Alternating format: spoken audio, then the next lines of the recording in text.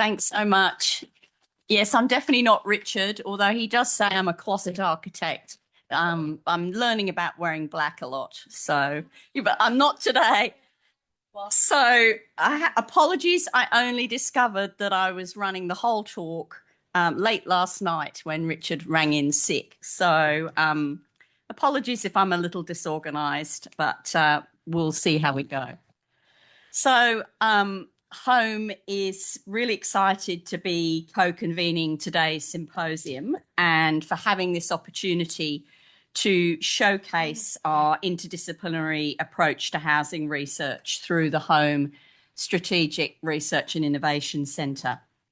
As Vicky said, I'm Associate Professor Fiona Andrews. I'm co-director of Home and I'm from the School of Health and Social Development. So I'm not an architect. I'm a public health researcher, but I have a strong interest in health and the built environment.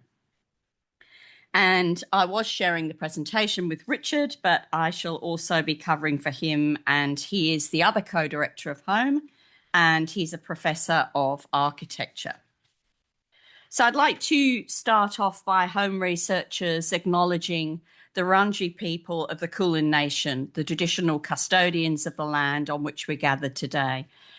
And all of us at Home do pay our respects to their elders, ancestors, for allowing us to have our gathering on this very beautiful land, and thank them for the care and custodianship over many thousands of years. We extend this respect to any Aboriginal and Torres Strait Islander people joining us today. And it was wonderful to talk to Annette before today's session. And one of the things that struck me, and as I was talking to her, I was reminded of going to Budge Bim Indigenous Centre out in southwest Victoria, where I was fortunate to see the stone houses, which are nearly 2,000 years old. So Indigenous people have been doing housing research for a very long time. And if you haven't been there, I really recommend you go and have a visit. So a little bit about the outline of our presentation, or my presentation today. So it has a practical focus, and as such, it's a bit different from some of the others in the symposium. So here our focus is about bringing together concepts of interdisciplinarity, which really sit at the heart of the Science and Society Network, and bringing those together with housing research to improve well-being. So I'm going to kick off by talking a bit about how Home goes about interdisciplinary housing research in very general terms and how we got started, and just a little bit of theory around that. And then I will then go into detail using one of the projects, the Microvillage project, to highlight our approach in practice. So we are a unique in being the only research centre or institute at Deakin with members from all 4 faculties. And also in our research approach, which is very much grounded from the bottom up. So we officially started in 2018 when the university announced Deakin University Research Network funding, or DERN funding. And this was aimed at encouraging the establishment of self-sustaining, cross-disciplinary, cross-university research networks, able to respond to substantial and significant research challenges. And this is a photo of the 4 founding members on the day we successfully pitched for our DERN funding. It seems like a really long time ago now. But the seeds for me were really sown well before that, way back in 2007 when I first started at Deakin. And I was doing some research that had spilled over from a previous role in community health in the outer northern suburbs of Melbourne. And I'd been interviewing women raising children in new housing estates out on the Melbourne fringe. And I was interested in the well-being impacts on families in that setting. So I can still remember, this is my sort of light bulb moment really around interdisciplinary research. So I was going out to interview a woman, I'll call her Eva. And these are in the days of the Melways, those of you can remember those days. So Eva said to me, look, my house isn't in the Melways. I'll have to tell you exactly how to get to my house. So I said, okay. So off I went. About an hour later, I eventually found her house in a paddock. Hers was the only house that had been built in this new housing estate. No other houses had been built yet. So there she was on her own with an 18-month-old baby. In this house, her husband took the car to his work in a factory about 5 suburbs away. So during the day, she was there on her own, and her only form of transport was a bicycle. There was no public transport. So she started to unpack some of the challenges. And then she told me that as soon as her husband came home, she took the car and drove all the way in to wherever it is, the Crown Casino, where she worked night shift as a croupier. So Eva had a pretty challenging time of raising her child in this new housing estate. And as I thought about the well-being impacts of that, I realised I really need to work with some other people who understand this from other disciplinary perspectives. So I reached out to Professor Louise Johnson, who's on the right side of the photo here. And she was a human geographer and planning expert. And we started doing some work together in outer suburban suburbs. Then I was asked to present the work at an architecture and built environment seminar where I met Richard. And he had a student who was undertaking research on a similar topic, but from an architectural perspective. And we all started working together. And then we met Nicole, who's over on the left, who is a property lawyer from the Faculty of Business and Law. And she understood all the legislative and planning environment. And so HOME was formed. So it had a very organic beginning. And when the Dern funding was offered, it was a perfect opportunity to respond and establish ourselves as a centre. So that's how we started. So things have grown significantly since then. We now have over 30 members from across all the disciplines here on the slide. And our work is really underpinned by the premise that to understand some of the complexity of housing affordability, homelessness, and social inclusion is really beyond the reach of one discipline alone. We really needed to have a holistic approach. An early challenge for us, however, was to establish how such a diverse group of academics were actually going to work together, let alone engage with government and community stakeholders. So before I go into this, I just thought it was important just to talk a little bit more about interdisciplinary research. It's important to consider some of the advantages and disadvantages of working across disciplines. Working across disciplines is definitely advantageous for real-world problems, where problems are complex and where different perspectives are required, such as the wicked problem of housing. However, it's not always needed and certainly shouldn't be used if people feel that they have to, because it does actually require an awful lot more work and effort. It's also important to understand some of the terminology and thereby the theory around the work. So multidisciplinary research, which is probably the most common form and it's depicted on the slide there on the left, that's really where different disciplines work on a problem sequentially. So, or in parallel without really challenging the disciplinary boundaries. Interdisciplinary research, that actually involves more reciprocal interaction between disciplines and blurring of boundaries to generate new knowledge or solve problems. Whereas transdisciplinary research over there on the far right is a much deeper dive. So it really involves academics from different disciplines along with non-academics, transcending disciplinary boundaries through a shared conceptual framework. integrating ideas to generate new knowledge or problem solve in a holistic way. So Home's research really sits at that further end of the interdisciplinary and transdisciplinary approaches. It's also important to consider the factors that influence the success of working across disciplines. So I won't go into all of these, but you can see them on the slide. I just thought I'd highlight a few that really resonated with Home. First and foremost, researchers really need to want to work together. So inter and transdisciplinary research really requires a degree of maturity and flexibility with regard to one's knowledge base, an openness to other disciplines' ways of seeing the world, and pursuing answers to questions through examination of a variety of viewpoints. So it's certainly not for everyone. Structural and cultural issues are also quite challenging. And for us at Home, these have included discipline differences in performance evaluation, incentives, and explicit support within the university. Beyond the university, there are further challenges, particularly when it comes to publishing.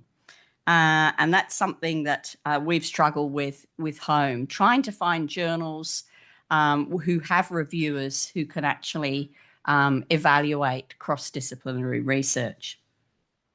Finally, it's really important to develop a common goal and a shared vision with all team members, as well as understanding the core principles and concepts of each contributing discipline, the basic language and the mindsets of the various disciplines represented. You need something that unites you. So with these principles in mind, in the early days of Home, we went about workshopping a key vision that would unite us and enable us to work across disciplines. And you can see this over on the left-hand side of the slide. And this was really underpinned by our notion of the concept of home. So we really wanted to undertake research that looked beyond the four walls of a house and considered broader issues of the meaning of home, sustainability, so both individual and collectively, and connectedness with neighbours, but also with services. Further, it was important for us to settle on a common approach to the research that we undertake.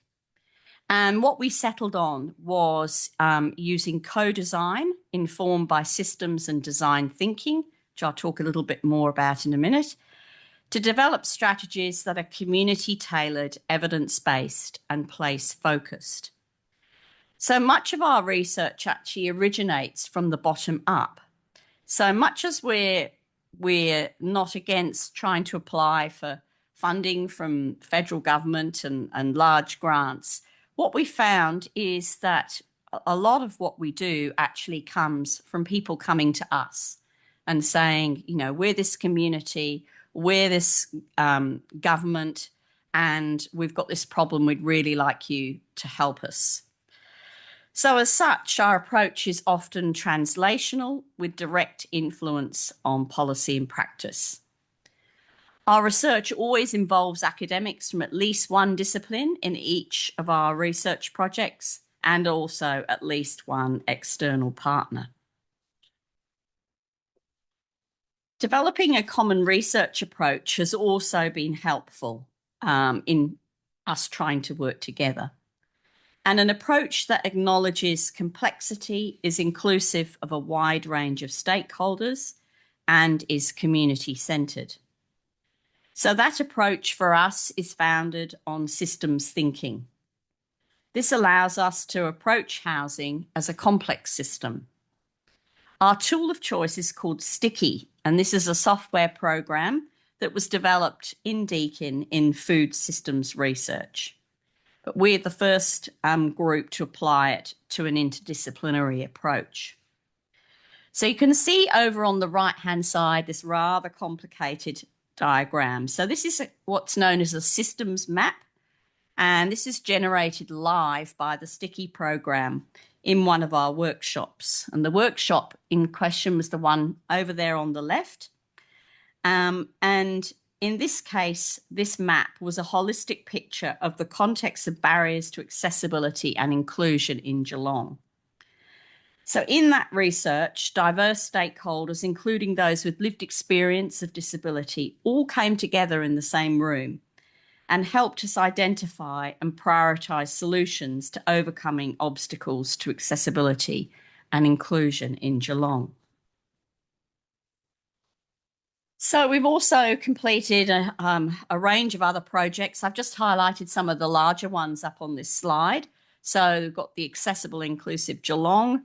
Next one along was one around the design of family-friendly apartments. Again, this came from the grassroots. So this research actually originated from a policy officer in a local government area who commented on the increasing numbers of families moving in, raising children in new private housing towers in the community and wanting to know more about their experience. So we undertook the research with the families and then published that, and it was picked up by state government, who coincidentally were developing their future homes program, which is the current program that's rolled out across the state for the design of medium density housing. And so we were fortunate to be able to be commissioned by them to provide a family-friendly lens around the Future Homes program. Next one along is strategies for alleviating locational disadvantage in Geelong. This again came from grassroots, from community organisations in some of the more disadvantaged suburbs who are really looking to have a greater understanding around access to community public spaces, including outdoor spaces. And that was also carried out in partnership with the City of Geelong. And then over on the far right is the Geelong Microvillage project, which I'm going to spend the rest of the presentation talking about in a bit more detail, because it really highlights what we do. So now I'm Richard. I've just grown a beard and I've got grey hair. So the Microvillage, okay, it's a great example of how homes work often begins not from a single discipline, but from a real community concern. So the project began with a group of Geelong community members who were interested in whether tiny or compact homes could provide more secure, affordable and sustainable housing. In particular, there was a concern about people who were not well served by the existing housing market, including older renters and people with limited income and wealth. And you can see Peter here. He was one of the key movers in all of this, along with some of the other residents down here. At first glance, this looked like a fairly straightforward design question. Can we design smaller homes that are cheaper, more sustainable, and better suited to people's needs? But very quickly, the project became much more complicated. We found that tiny and compact housing raised questions about planning regulation, building codes, finance, land ownership, insurance, governance, community acceptance, ageing in place, social connection, and long-term livability. So the project became a good example of why interdisciplinary research is necessary in housing. Architecture and design were important, but they were not enough. We needed planning knowledge, finance and legal expertise, health and social research, systems thinking, and community knowledge. The key lesson from the beginning of the project was that housing innovation is never just a design problem. It's also a regulatory problem, a financial problem, a social problem, and a partnership problem. So some of the key findings from the Microvillage project was that compact housing only works when the whole system around it is addressed. And you can see one of our sticky maps from one of the many workshops in that project. One important finding was that tiny homes on wheels, which the original community group wanted, were not really viable as a long-term housing solution in this context. They are appealing in some ways, but they create major difficulties around permanence, planning approval, finance, environmental performance, and accessibility. And they don't easily support ageing in place.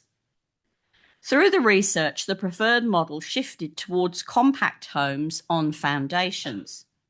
These were still small, but more permanent and more capable of supporting universal design, energy performance, security of tenure, and long-term livability. We also found out that affordability is not just about making the dwellings smaller. The real cost of housing is shaped by land, infrastructure, site works, shared facilities, finance, insurance, governance, and ongoing maintenance. So a small house is not automatically an affordable house. The social side, which was my bit, was just as important. If a microvillage is going to support community, that community cannot be assumed to happen by itself. It has to be designed, supported, and governed, and there needs to be a careful balance between privacy and connection, and between individual dwellings and shared space, and between the microvillage and the surrounding neighbourhood. So the central finding from the project was not simply that compact homes are good or bad. It was that they could only become viable if design, finance, planning, governance, and community integration were all addressed together. So that's why this project was such a strong fit for home. It showed that the housing question could not be answered properly from one disciplinary position. Second project, the Independent Living Unit Project, ILUP, grew out of the home microvillage work as a way of translating the research into a more focused applied project. So the Microvillage project gave us the evidence base. It helped us to understand the barriers and the design principles, the partnerships needed, and the limitations of simplistic tiny home solutions. The ILUP then became an opportunity to apply some of that learning in a real housing context. The project brought together Home, a company called Formflow Construction Company in Geelong, and Samaritan House, who are part of the Salvation Army. Each partner brought a different form of expertise to the project. Home brought the research base, the design principles, the systems framing, and the capacity to connect the project back to the broader housing questions. Formflow brought the construction and manufacturing expertise, particularly around prefabrication and innovative building technology. Samaritan House brought deep knowledge of homelessness, residents' needs, support context, and the realities of providing transitional accommodation. So the ILUP was not simply a building project, it was a partnership model for turning research into practical housing responses. The shift here was important. Microvillage asked a broad question about whether compact homes could support affordable, sustainable, and socially connected living, whereas the ILUP translated that into a specific project: independent living units for men experiencing homelessness. And the pictures on the slide on the right show the plans and drawings of the design of these units prior to them being built. So one of the distinctive aspects of the project was the way it connected research, teaching, industry, and community need. So Deakin architecture students were involved through a live, design, build process. And this was really different for them. It was not a speculative studio exercise where students designed imaginary housing for an abstract client. They were working with a real client, a real industry partner, real construction constraints, and real social purpose. Form Flow brought the technical and manufacturing knowledge.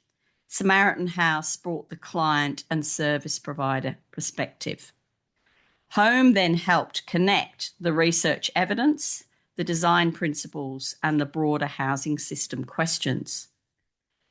That made the teaching part of the research translation pathway. Students were learning, but they were also contributing to a live partnership and to real housing innovation process. This is important for the broader theme of the presentation today because it shows that interdisciplinary research does not only happen between academics. In this case, the knowledge was distributed across researchers, students, industry, service providers, and community stakeholders. The project worked because those different forms of expertise were brought into contact with one another. And you can see in the photo here one of the architecture students along with Keith Fagg from Samaritan House. So the Independent Living Unit project also helped clarify what is needed for technical innovation to become social innovation. The project showed the value of exemplar projects. One of the findings from the Microvillage was that compact homes can often carry stigma. They can be seen as second-rate or temporary or low quality. A built example helps challenge those assumptions because people can see the quality, the spatial possibilities, and the potential of compact living. And in the photo here, you can actually see these are the actual houses that were built at Samaritan House, and they are really beautiful.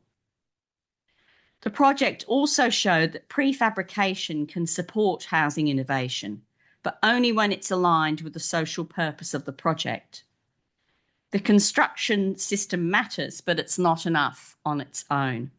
It has to work with resident needs, site conditions, service models, and long-term management. This is especially important in the homelessness context.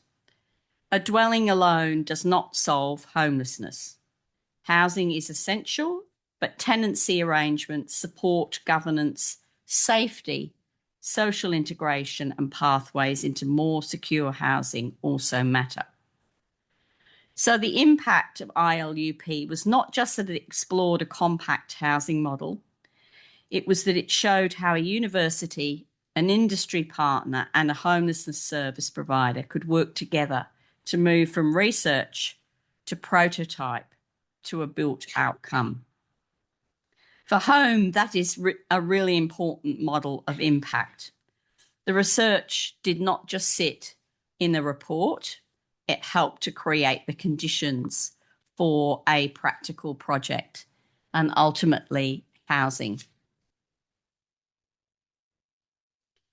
So some of the key learnings on being home and specifically in relation to this project. So there are a few broader lessons from the Microvillage and ILUP that speak directly to what home is trying to do as a research centre. The first is to start with the problem, not the discipline. So the project did not begin as an architecture project or a health project or a finance project or a planning project. It began with housing need. The disciplines came in because the project required them. The second lesson is to let the evidence reshape the solution. So the project began with interest in tiny homes and especially tiny homes on wheels. But the research showed that that was not the best long-term model. So the project shifted towards compact homes on foundations and then towards a more specific applied project through the ILUP. The third lesson is that interdisciplinary work requires a shared language. Researchers, students, industry partners, and service providers do not necessarily use the same terms, work to the same timelines, or value the same outcomes. Building the partnership meant building enough shared understanding to move forward together as a team. The fourth lesson is to value different kinds of expertise. Academic evidence mattered, but so did construction knowledge, service provider experience, community knowledge, and last but definitely not least, lived experience. And finally, the project shows that partnership is often the pathway to impact. So HOME's contribution was not only in producing research findings, it was in helping bring different people and organisations together around a shared housing problem. For us at Home, Microvillage and the Independent Living Unit project capture what home is about. To take a complex housing problem, understand it systematically, and bring the right disciplines and partners together and create practical models that can be tested, built, and improved. It's really important that I run through these acknowledgements because, as you would have heard from my presentation, this work was really produced through partnership. So first of all, I want to acknowledge the work of the research team on the Microvillage and Independent Living Unit project. And we have at least two people here. Anna, call out. And where's David? David at the back there. It's been fabulous working with both of you, and they've made major contributions to this research. I'd also like to acknowledge the Lord Mayor's Charitable Foundation and the Geelong Community Foundation who provided funding for the research, the Deakin architecture students with their brilliant designs, Formflow, Samaritan House, and community participants and people with lived experience. No single group could have done this alone. The value really came from bringing different forms of knowledge together. So on that note, I shall finish up. Thank you, everyone.